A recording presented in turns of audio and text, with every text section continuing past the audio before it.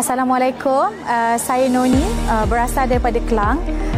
Saya dapat tahu program ni daripada seorang kawan saya, doktor saya yang bantu saya untuk buat terapi macam mandian ais.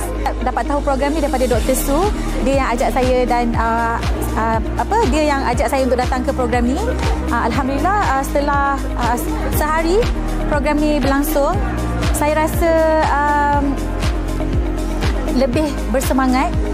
Saya rasa macam program ni bantu kita lah, wanita-wanita ni, untuk bangkit semula, untuk jadi wanita yang lebih berani, jadi wanita yang lebih kuat, jadi wanita yang lebih ke depan. Maksudnya kita sebagai dalam hidup ni memang ada macam-macam ujian.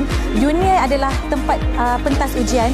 Tak kira lah apa-apa pun, kita tetap diuji. Jadi kita sebagai wanita perlu bangkit untuk ke depan. Maksudnya kita kena sayang diri kita sendiri. Paling banyak yang saya belajar hari ini adalah self love. Sayang diri sendiri sebelum kita sayang orang. Kita kena bahagikan diri kita dulu sebelum kita bahagikan orang lain.